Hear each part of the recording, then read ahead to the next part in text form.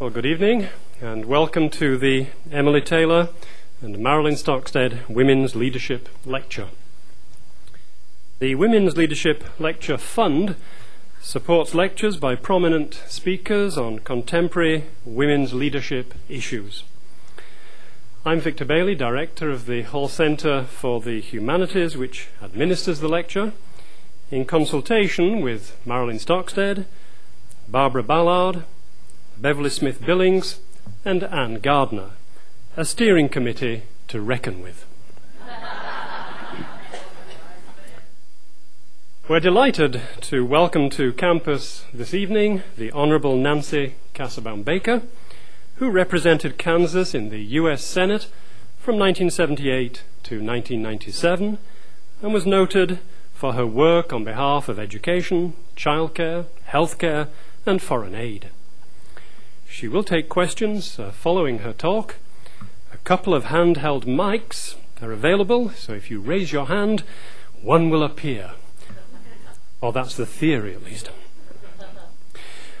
Allow me to say a few words about the two women whose names grace the leadership lecture. Emily Taylor was a nationally recognized leader on women's issues. Dean of Women at KU from 1956 to 1975, Taylor established many programs, including what is now known as the Emily Taylor Women's Resource Center. She also served as the Director of the Office of Women in Higher Education at the American Council on Education from 1975 to 1985. Emily sadly passed away in May 2004, aged 89. Marilyn Stockstead, I'm pleased to say, is still with us. She is the Judith Harris Murphy Distinguished Professor Emerita of Art History at KU. She's been a faculty member for over 40 years. She was also Department Chair and Director of the Spencer Museum of Art. In 1972, she was the first woman to be named Associate Dean of the College of Liberal Arts and Sciences. She's best known these days for her book, Art History, which is used in hundreds of introductory art history classes throughout the US. Tonight's distinguished speaker will be introduced by Barbara Ballard. Dr. Ballard joined KU's administration in 1980 as director of the Emily Taylor Women's Resource Center. She's taught in the School of Education and has served in a number of offices for student support. She's now Associate Director for Outreach at the Dole Institute of Politics. She's also Kansas House Democrat for the 44th District. Please welcome Dr. Barbara Ballard.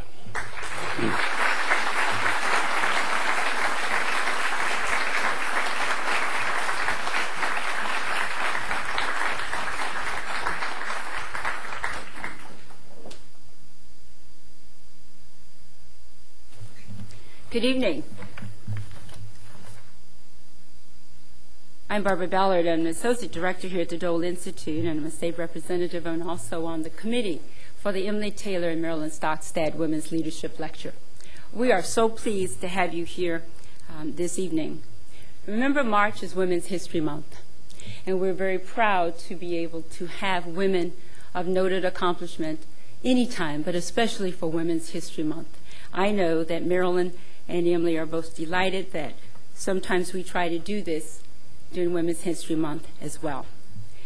You all know a lot about Nancy Landon Kassebaum. For those of you who may be younger and you may not know as much, you will learn a lot more about her this evening. I'll highlight some of the things in the program, and I'll just tell you a few things that are not in your program. Nancy Landon Kassebaum was born in Topeka. She received a BA in Political Science from the University of Kansas and also a Master's in Diplomatic History from the University of Michigan. She was elected to the U.S. State Senate from Kansas, and she served 3 terms, retiring in 1997. During her Senate tenure, she served as chair of the Labor and Human Resources Committee, and she was chair of the Subcommittee on African Affairs and chairman of the Subcommittee on Aviation. When she announced her retirement, we were able to look up some things, and I thought it was very interesting. The Senate small band of centrists will lose one more voice after the 104th Congress, as GOP Senator Nancy Kassebaum of Kansas has decided to end her career in Congress after 18 years. Well respected for her mild tone, common sense, and independence of mind, Kassebaum said she is leaving the Senate to pursue other challenges, including the challenge of being a grandmother. Kassebaum is not prone to harsh or partisan rhetoric and often has tried to act as a mediator on contentious issues. She is an extraordinary civil person in a Senate that's become increasingly uncivil, said Burlette Loomis, a political scientist at the University of Kansas. Senate Majority Leader, at that time Bob Dole, praised his Kansas colleague, saying she would always be remembered as one of the true giants of Kansas political history. You will be embarrassed when I tell you the rest because she doesn't particularly like firsts. But I think it's important that you know some of the things that she did as being the first woman to do it, and after, because she will never tell you, so I'll have her talk to me after this evening. Many firsts.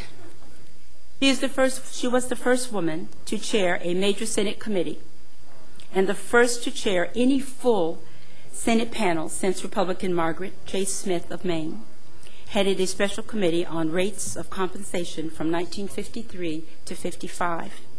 Since taking over the Senate Labor and Human Resources Committee, Kassebaum has taken the lead in overhauling the nation's job training programs. The legislation, separate versions of which have passed the House and the Senate, would consolidate all major job training and vocational education programs into one massive block grant to the states. Kassebaum's only political experience before she ran for the Senate in 1978 came from a 2-year stint on the school board of a town of 785 people and as an aide to GOP Senator James B. Pearson. But Kassebaum has deep roots in the state to rely upon when she jumped into a crowded field of candidates competing for the GOP nomination in the race to succeed Pearson, who did not seek re-election. She was the daughter of Alfred L. Landon and the Kansas governor and the 1936 GOP presidential nominee who lost to President Franklin D. Roosevelt. Prior to arriving in Japan, where her husband served as U.S. ambassador from 2001 to 2005, Senator Nancy Kassebaum Baker served on the Board of Trustees for the Robert Wood Johnson Foundation and the Kaiser Family Foundation. She is the past chair of the National Advisory Committee on Rural Health, the George C. Marshall Foundation, and the American Turkish Council. She has 4 children and 7 grandchildren. In 1996, she married Howard Baker, former U.S. Senate Majority Leader and White House Chief of Staff under President Reagan. You've learned a little bit more about Nancy Kassebaum. However, I would like to share. She is a member, or was a member on this campus and still a member of the Theta sorority. If there are any Thetas present this evening, would you stand?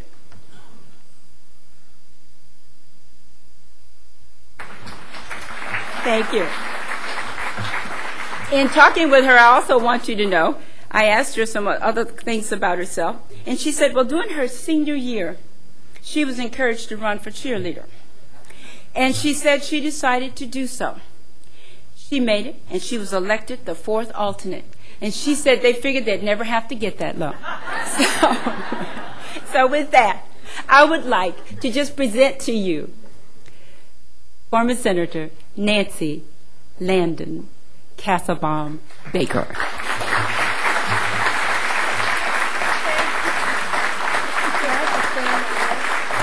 it's up to you. You want to push it back? I don't know. Like Maybe I better. Is that better? I'm getting taller. No, I'm going to stand there. I'm either too short or too tall. But does this work? I'm really honored to be invited to be a lecturer this evening of this special lecture series honoring Emily Taylor and Marilyn Stockstead. I graduated in 1954, 2 years before Emily came to the University of Kansas.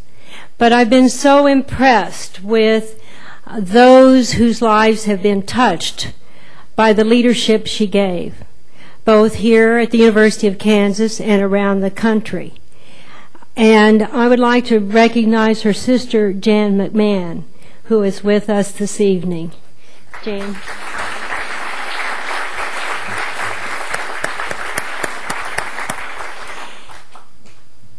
And Marilyn Stockstad. Marilyn, where are you seated? Oh, for heaven's sakes, Marilyn. Without my glasses, I can't see that far. Marilyn, I've known for a long time and admired the ingenuity, the creativeness, and the dedication she has brought to the study of art history.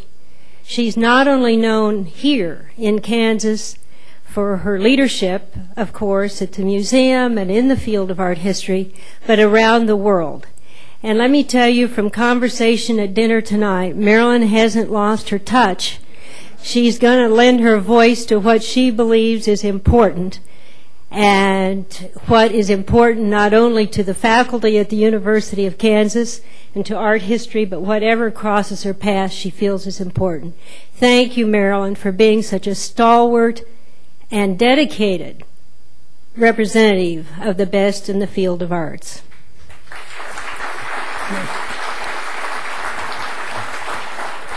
And I'd also like to welcome the 10th Circuit Court of Appeals. We're very honored, of course, to have Donnell Taha as one of the judges on the 10th Circuit Court of Appeals, and they're holding a meeting. Is that the proper word to use? Meeting? Consultation here in Lawrence, and I know that Judge Taha is here, and I think brought some of the 10th Circuit with her, who may or may not have come. But anyway, welcome, and we're proud of Donnell and all that she... I don't want to start around the room because there are so many friends I see here who have done so much and in our ways have provided the leadership that's important. When Barbara said I needed to speak on women's leadership and the accomplishments of women's leadership, I said, oh, Barbara, you know, I've always believed that men and women are interested in the same things. We all are interested in foreign policy and economics, health care, our budget problems. Where women have differed, and I believe Kansas, I have to think women are unique because we have a pioneering spirit that I believe has always lent a strain of leadership, no matter whether it was out in the field helping the harvest crews in or in the highest ranks of the women's suffrage movement, or Carrie Nation who threw her hatchet through the saloon door. You know, we've always been engaged in what we felt was important for the well-being of community and family. And it's taken different directions, whether it's teachers or law or doctors, librarians, art historians. For me, I suppose I can remember my dad, when I majored in political science here, say, well, what can you do with that degree? And he was right at that point, and it never crossed my mind to be actively engaged. But it has changed. In 1979, when the session of Congress started in the United States Senate, I was the only woman at that time. Now, Margaret Chase Smith had been before me, and other women whose husband... Well, there you are, Marilyn. I'm glad you came up front. I was promoted. Well, it happens, doesn't it? Now there's 16 women. And I've been asked, well, would it make a difference if there were 50 women? Half of the Senate women. And I said, I don't think it would. And the reason is that women in the political arena, or any arena, whether it's faculty or wherever one may be, you are working with the issues you care about, and you're working to at sometimes cross purposes with other women. Nancy Pelosi didn't get to be the first woman as Speaker of the House of Representatives in the United States Congress by batting her eyes. She got there through the political maneuvering it takes to be engaged in political leadership. And it's not maneuvering that in the sense that it shouldn't happen. It does. And I suppose in some ways it's more difficult for women to do. But if you are engaged, you are there with that in mind about what your goal may be. And I think that that plays into a role that is sometimes harder for women to do. What I believe women add, no matter where we are working, is a range of perceptions that is perhaps different perceptions, a broader interest of commitment to those things that come to us because we do care, either for older family or younger children. And it's commitments we have to a nurturing process that no matter what we're engaged in, I believe gives a different perspective that I think is important. I've always believed women made better negotiators. I've always thought women were better budgeters, if that's the right word. Certainly, I believe so being on the budget committee in the Senate, because we go to the grocery store and you have to shop and you're more conscious of how things have to be balanced out. It's a perspective that I think makes a difference. But women have achieved so much in the last 15 years. A woman as Secretary of State, a woman who's now leader of the House of Representatives, a woman who is now running for president as one of the potential, certainly contenders, strong contenders, to be the candidate president, Democrat candidate for president of the United States in 2008. So women are there. And as I said when everybody kept asking me when I left the Senate, the good thing is it's no longer a big deal. There are 16 women in the Senate now, and I think that the opportunities are limitless for women. And what's interesting in visiting with young women on the campus is the opportunities that are open today that women are considering. Whether it's physical therapy, whether it's going into teaching, which I hope more men and women would consider teaching as a career, whether it is other fields that they're working hard on, and the experiences that come. But I think a new challenge for us as women's leadership today is how not to lose the importance that we have always brought to a caring for our community and our families. That's just as important a leadership role as serving as President of the United States, I would suggest.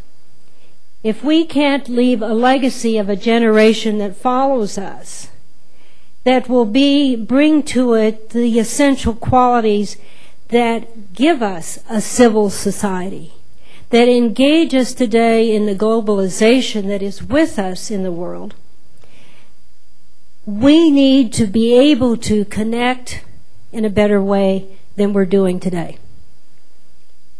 America has a unique role at this time, and one we really have to meet, I would suggest, in a more successful fashion than we have done. I think it takes an understanding of history.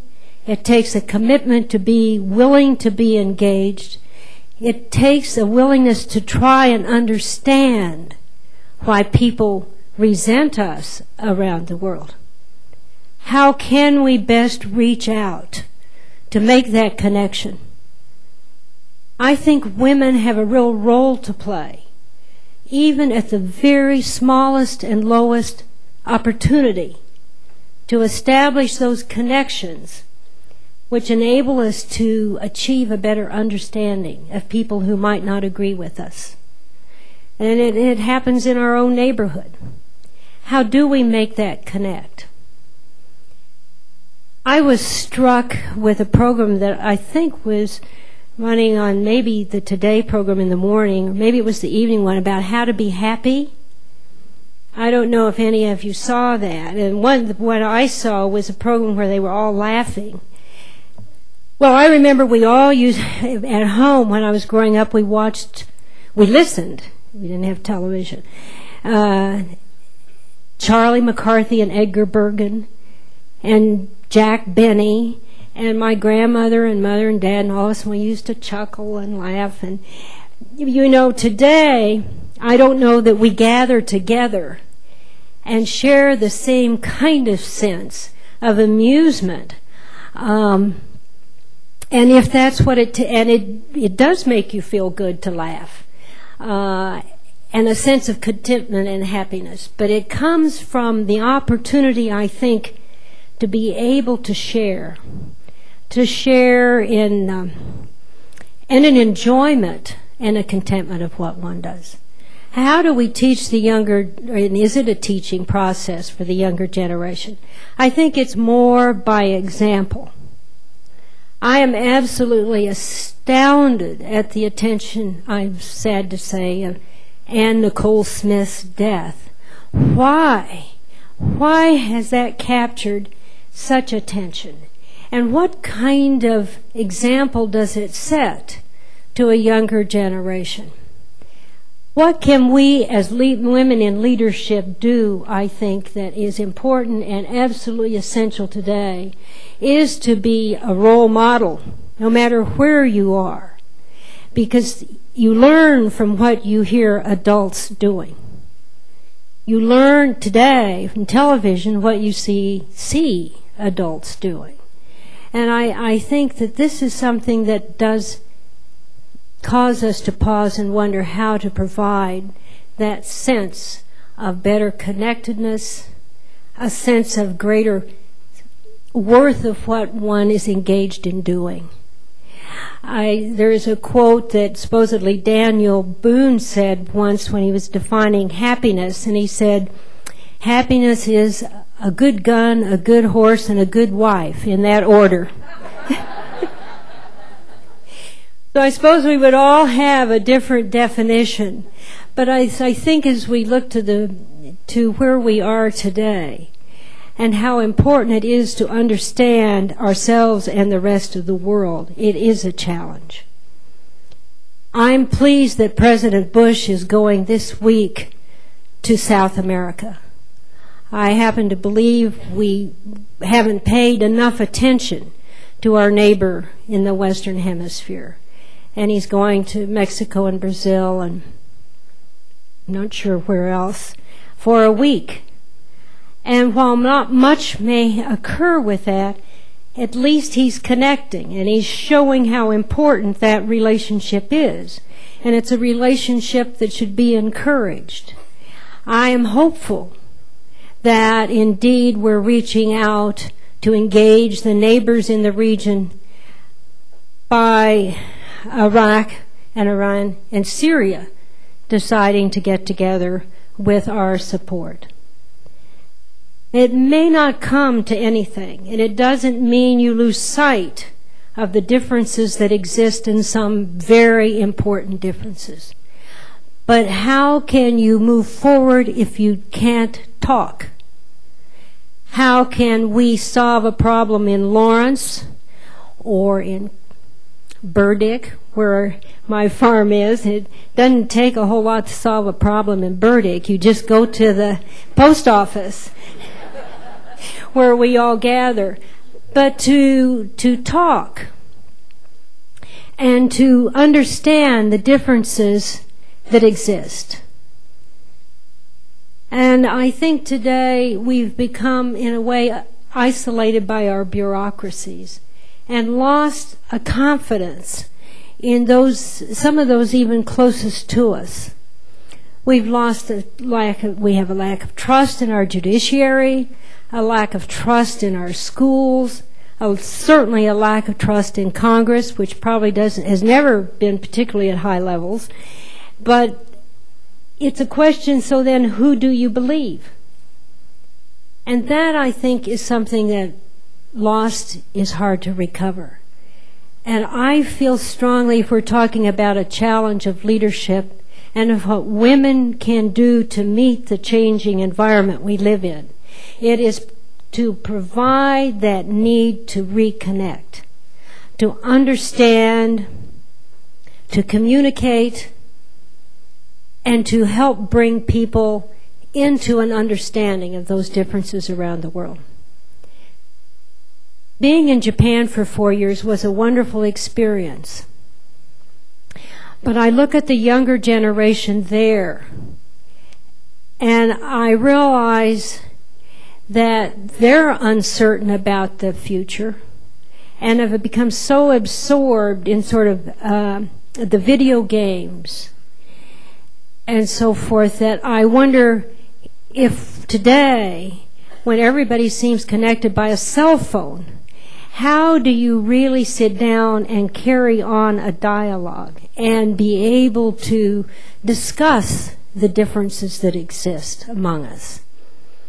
And it seems to me that's something that we can get back to through perhaps not only gatherings such as this, except how do you reach a younger generation that can encourage, that we can encourage them to be participants without having to feel there's a need to have a dramatic career.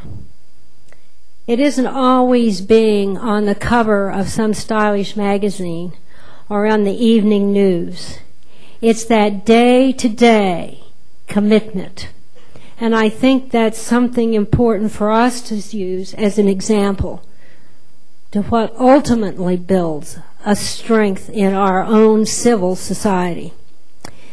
Just today, my husband and Bob Dole and George Mitchell and Tom Daschle, former majority leaders on both sides of the aisle, were meeting. We all meet to talk about good things. They're talking about how to engage in better governance and a more civil governance. And I'm sure in that room they were all nodding and saying, yes, well, we did it, we worked across the aisle. Well, they did, but I know that many times they were very upset with each other. And you could do that. But at the end of the day, it didn't become us versus them. It was a realization that you had to meet together to get something resolved. And I think as we look today ahead and realize the challenges with globalization, it's a much more personal thing. As President Ford used to say, his guiding principle was handed down to him from his stepfather, who was a very strong influence in his life. And President Ford said it was be truthful, work hard, and get to dinner on time.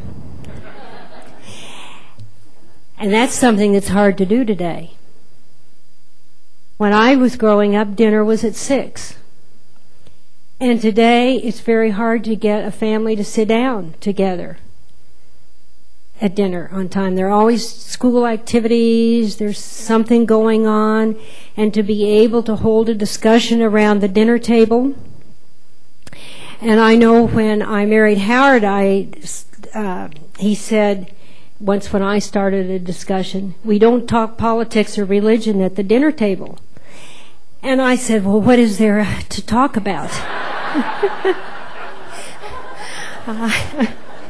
So I have to have dinner with the children and grandchildren to really get into a good discussion.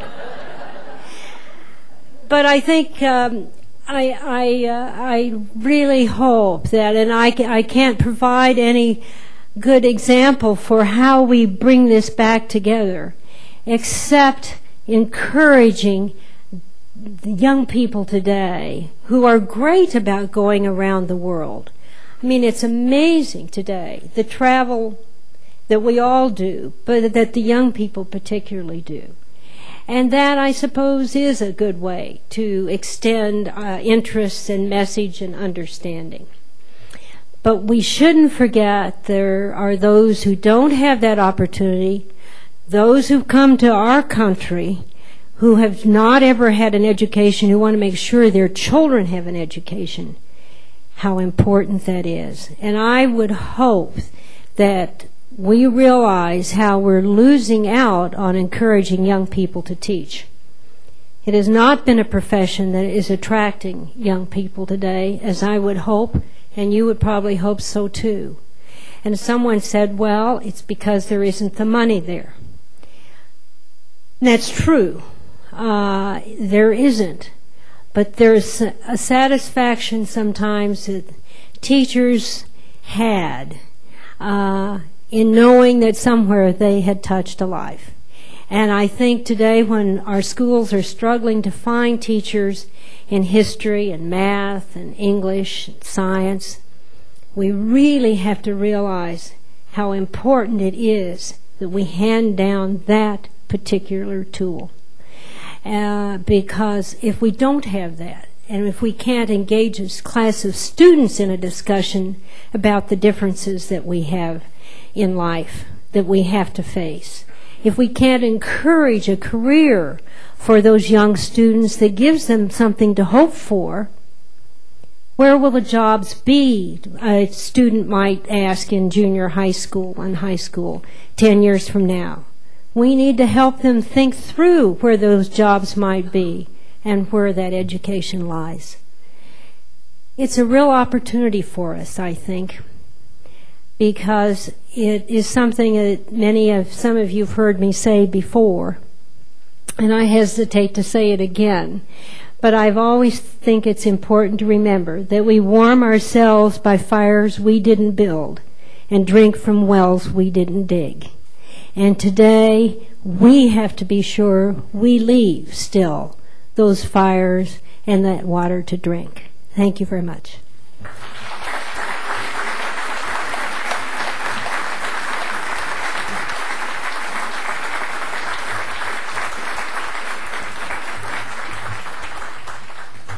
We'll have some questions if you have them for a while. And I think you understand. We'll have the microphones come forward. Just raise your hand, and you can ask your question. Remember, we only ask that you not give a mini speech, that you just ask the question so that Senator Kassebaum can answer it for you, and more people will have the opportunity to ask questions. So if you have a question, we have probably 20 minutes or so for questions. We'll start right here, please.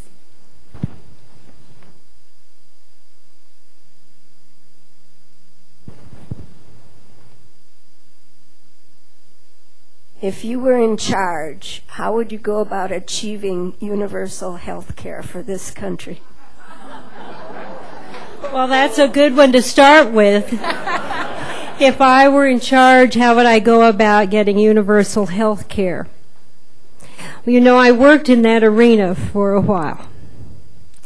And I believe it is important.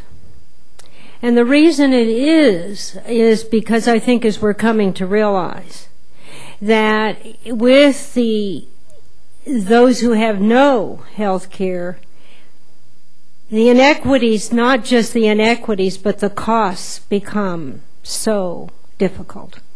So the more you can have in some way a universal care policy, whether it, the greatest cost in health care is the chronic care of disabilities over a period of time, an illness. I feel strongly that we ought to be able, and the overuse of the health system, I would say too. So finding an answer to that is never easy. It's easy to say we should find universal health care, and then how do you pay for it? But there has to be a way we combine what has worked in the, let's say, United Kingdom and what hasn't worked and take lessons from that to find some means. We're such a big, diverse population. And I think I've always believed we can't cover everything. So do you have an underlying risk pool that can cover higher care, and an underlying health policy of which everyone has a small commitment to pay into, which we do with Medicare. To a certain extent, you can pay a small amount, not nearly what, of course, comes back out, and are able to find an answer that way. When we debated this so much about 1993, 94, when Mrs. Clinton was working with health care, we had extensive debates, and we could never agree on what should be covered and what shouldn't be covered. And I have to say that boils down to where we are today, and we're repeating the same arguments. I think there's an answer, but Sandy Prager is here somewhere, our insurance commissioner. Sandy, where are you when I need you? She does a great job as insurance commissioner, but she knows the health care issue very well, too. And I know she's working on trying to find something. It'll be interesting to see what Massachusetts and California do with their initiatives. And we may learn something from that. Do you have a suggestion? What do you have? No. A single-payer system, Medicare for all. But again, it goes back to what does it cover? Well, health care. That's right. Another question.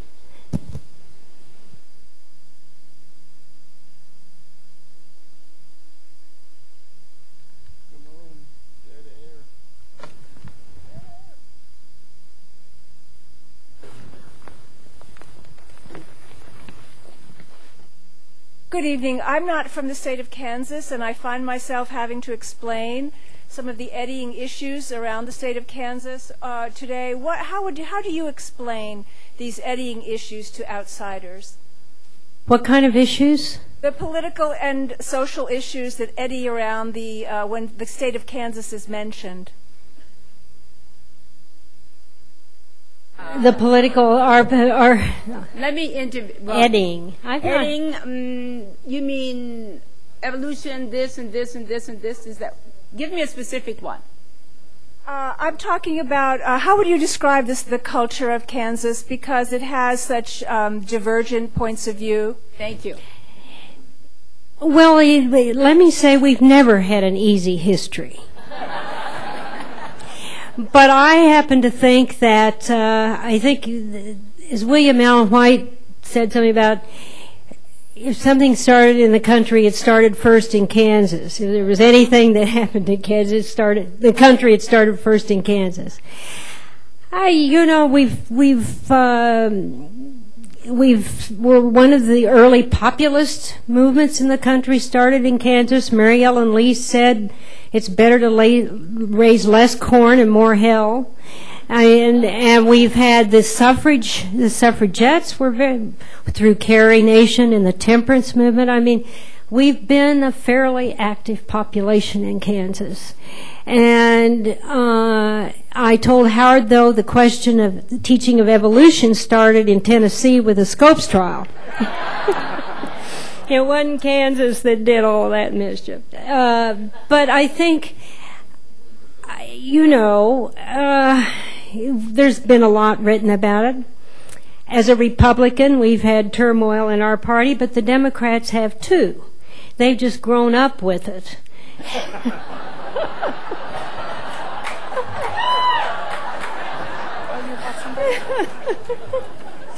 But I'm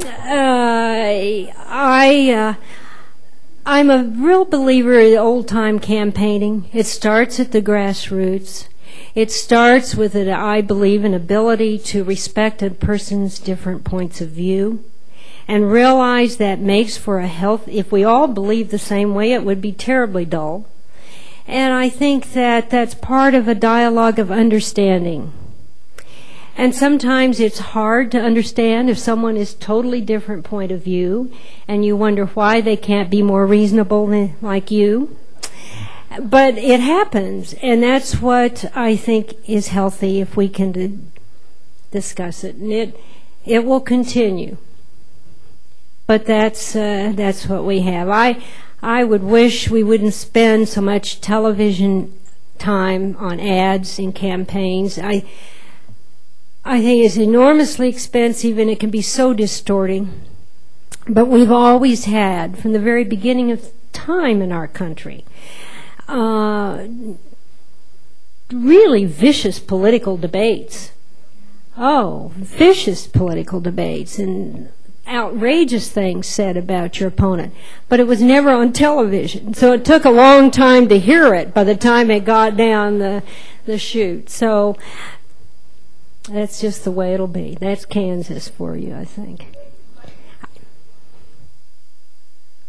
Senator, being a highly accomplished and a well-respected woman in political leadership, what wisdom would you give in a public forum like this to presidential hopefuls, especially our favorite son, Sam Brownback?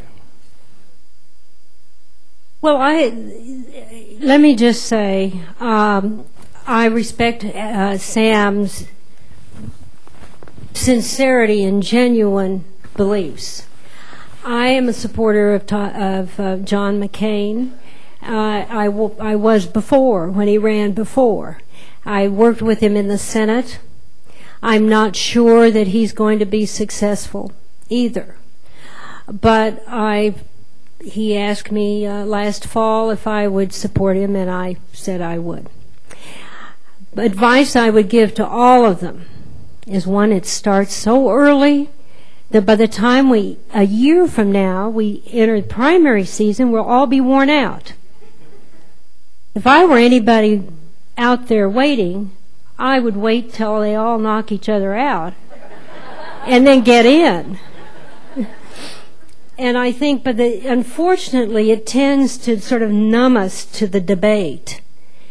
And it just is so early. And if I had any advice, it would be to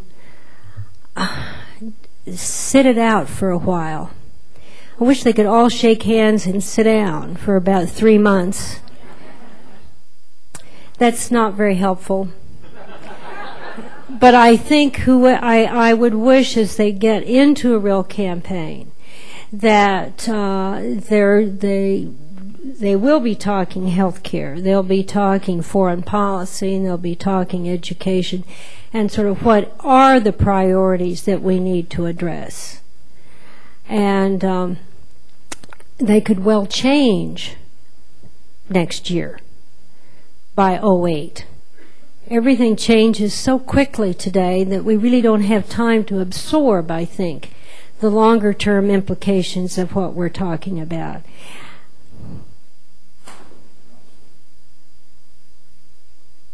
Can I go back to health care just a minute?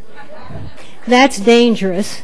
But, one thing I miss is seeing in our communities, we used to have awfully good community hospital. It was sometimes called the county hospital, and that's unfortunate. But there was wonderful care that you could achieve there.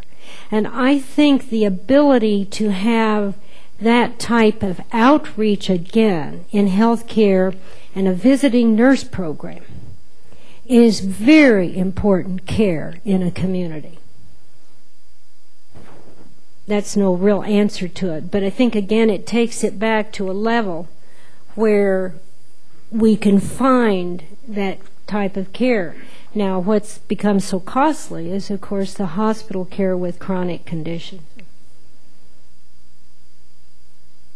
Senator, I have a personal theory that sitcoms in the 70s used to get a lot of laughs by people behaving rudely and crassly, and it seems like we've just kind of taken that into our culture, and that's sort of my theory as to how that happened.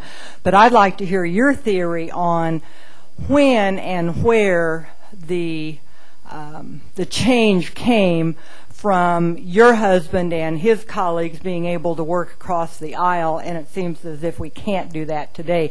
Can you pinpoint a time or an attitude or what happened that seemed to make that much more difficult today than, say, 20 years ago? Well, I'm not sure that I can pinpoint. I do think the money has not helped. And everybody's out raising so much money. 3/4 of their time is spent raising money and going around the country trying to raise money. And I think that drains away the time I would like to think that one might spend studying the issues or discussing with colleagues or with constituents the issues.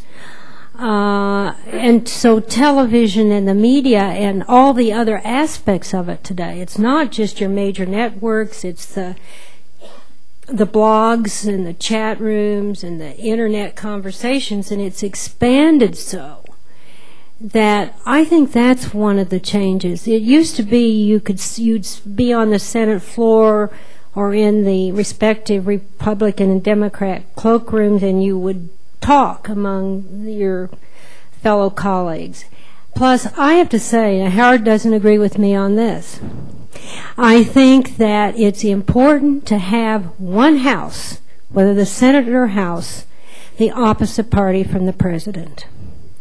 I think we've already seen a change in dialogue and debate by having the change that occurred. Now, it didn't, of course, it occurred both houses, but I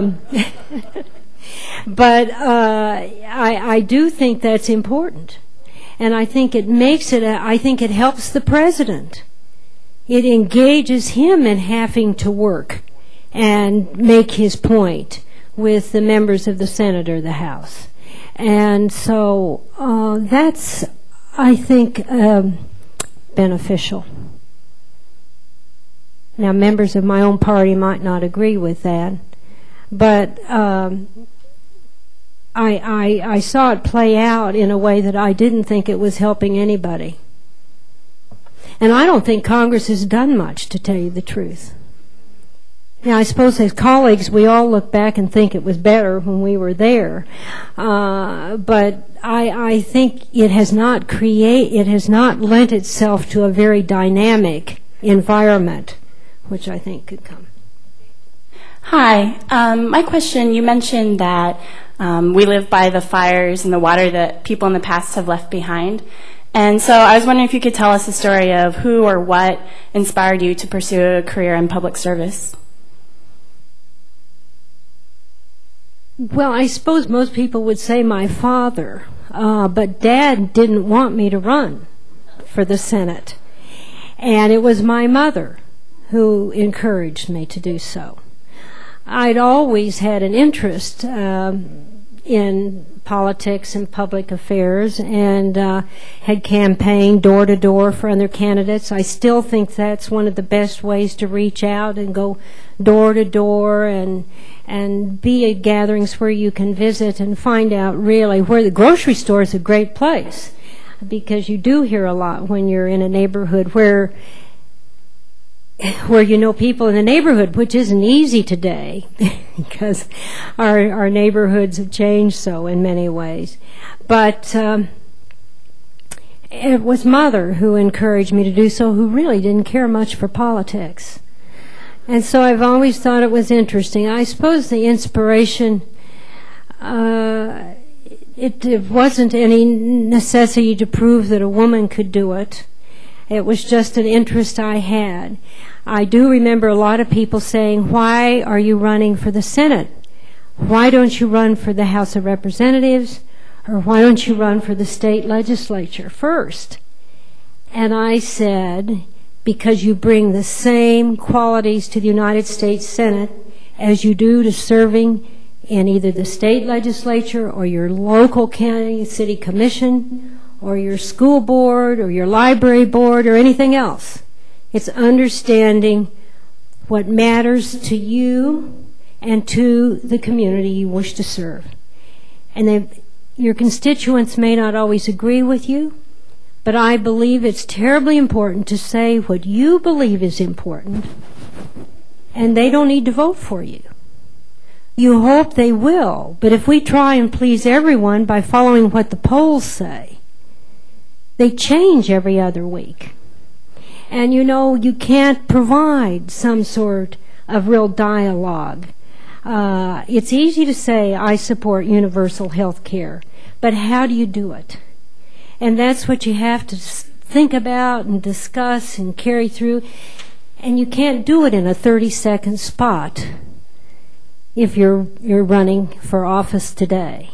And it's so quick to pick up on the littlest things that I wonder if they matter in the long run.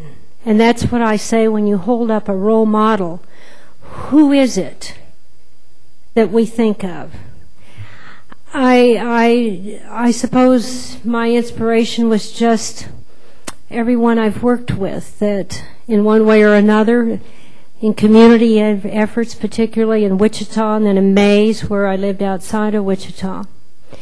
And then serving on the George C. Marshall Foundation, if I had to pick someone who I thought represented the best that we had to offer, both in military service and as a statesman, who realized how important it was, as did General Eisenhower, not just to have a strong military and a defense, and a strong defense, but also that wasn't the only thing that won.